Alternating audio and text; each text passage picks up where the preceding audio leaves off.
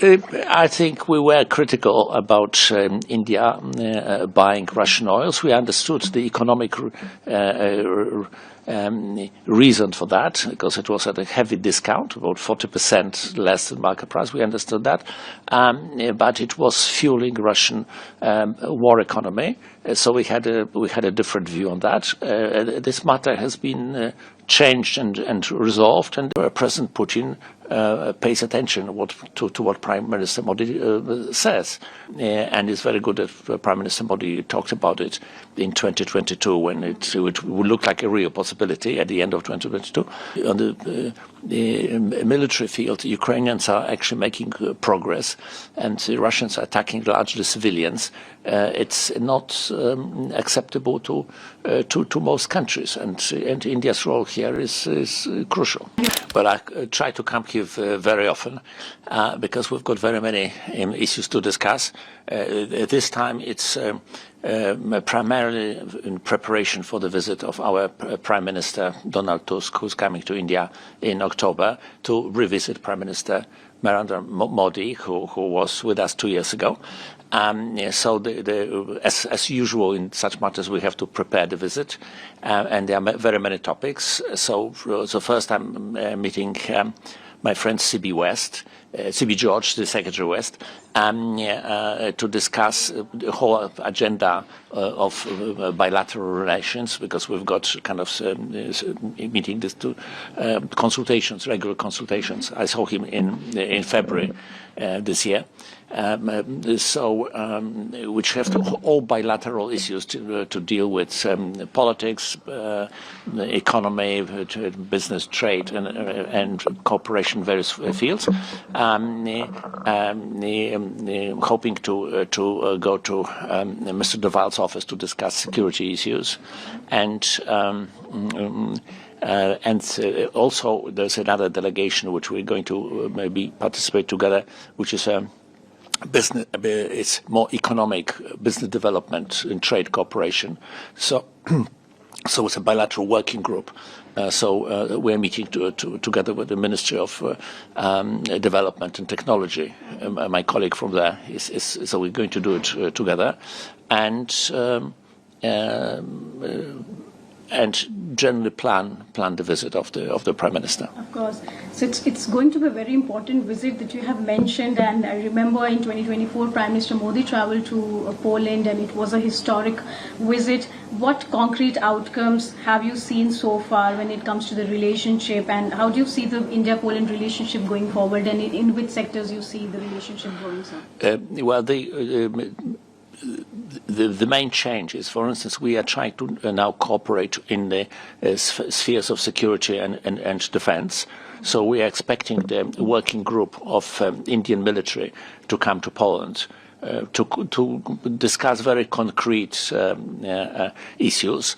We are talking about supplying some military equipment to India. India is also talking to us about producing some things in Poland. We are talking about space cooperation. We have a company which is producing satellites, and we are discussing the possibility of producing those satellites in India for the Indian government. We've got a variety of high-tech industries which cooperate with each other. In the ITC sector, the IT sector in India produces about 9% of GDP. In Poland, about 7% of GDP. We've got many Indian companies present. I think the biggest one is Infosys, for instance, and we're interested in cooperating with that. We are interested in cooperating with in green energy as well, which is very much developing in India, and it's developing with us. We've just opened the first offshore electricity producing wind stations in Poland. We started producing electricity. We've got big plants in that, and we also involved with India in sewage and clean water production. We're involved in Mumbai, for instance, in that, but this is something. We're also talking about very old-fashioned coal production technologies, because you have open cast mines and we have deep shaft mines, and this is something which we are willing to share the technology and equipment with India. And there are very many other aspects. Now that you have the free trade agreement with the EU, it helps a lot to develop trade. When I was here in February, I talked to your trade secretary, who discussed with me how he managed to get this deal signed. It was very impressive. So there's a variety of issues. We also have some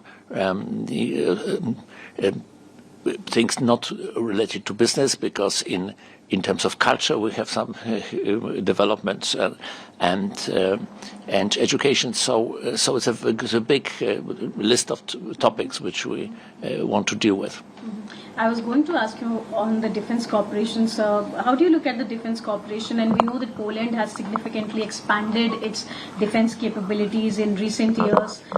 Can Poland become a larger defense manufacturer and maintenance partner for India under the Make in India initiative? And how important is cooperation with India in strengthening Europe's broader security architecture? I think it's a very important cooperation. We indeed spent almost close to 5% of GDP on defense, and we're going to continue doing so in the future. We have now received funds from the EU in a size is about 44 billion euros, which we are in 90% investing in Polish defense capabilities. So this money is like made in India, we're saying made in Poland. And some of these things which we are already producing is fairly unique, and there's a big demand for that in other countries. Including in India. We have had interest on some specifics. I'm not going to discuss the details, but some specific forms. Some armaments is very of great interest to India. We also started to producing Polish drones in India, which are very efficient. So yes, we understand this made in India concept. Excuse me, made in India concept.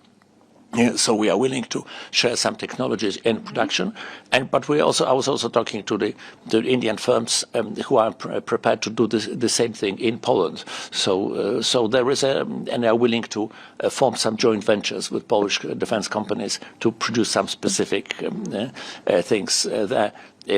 So it's a big market. It's Europe is trying to become more independent in spheres of defense, and one of these things is we have to have big defense industries, which we neglected because we had 30 years of peace and nobody wanted to spend money on that. India was slightly different because we never had complete security, so you always maintained your defense production, but you purchase very many items abroad, and we want to cooperate with that. And as I said, we understand the concept of sharing technologies and putting production in a country like India, and cooperating with India also in Poland. So this is why we have accelerated these meetings of the working groups of the military to look at concrete possibilities, because now we are getting to the stage that we are not talking of let's be friends and let's produce something, but we are discussing what we are going to produce, where and how. And so that's very important. Right, Minister. Talking about the India-EU FTA now, you also mentioned in your remarks, Poland has strongly supported closer India-EU engagement, and with the FTA now moving forward, and we are hopeful that it would be concluded by the end of this year. How optimistic are you about its conclusion, and what would it mean for Poland, sir? Well, I mean, for us, of course, we are very much an export country, so we are very keen to open new markets. And the trade with India is it's about over $6 billion, $6 billion euros, but it's nothing what it could be. I mean, in comparison, our trade is 6 billion euros. With our trade with Germany is 190 billion euros. A much smaller country. So we would like to we welcome the fact that the Indian market is going to be open, but also the Indian producers are free to enter the Polish market. I mean, of course, the agreement is between the EU and not particular countries, but it's the particular countries which actually buy. That's just within this framework. So we are very happy. I was very optimistic after the agreement was signed. We hope to be ratified. It has to be ratified by all 27 countries, but I don't foresee any problems in ratifying it in Poland. I cannot guarantee the others. Acknowledges that India's energy decisions, including importing oil from Russia, are based on national interest rather than geopolitical alignment. And also, I believe there was some candid exchange between our external minister and your deputy prime minister, minister and foreign minister about the selective targeting. So, what is Europe's position now? I think we were critical about India buying Russian oils. We understood the economic reason for that, because it was at a heavy discount, about 40% less than market price. We understood that, but it was fueling Russian war economy. So we had a different view on that. This matter has been changed and resolved, and this is really not much of a topic of conversation now. We understood India's position. India understood our position. Yes, we happen to disagree, but we still have amicable relations. I mean, of course, each nation has its own priorities, but certain things can be negotiated and agreed, and I think this was the case.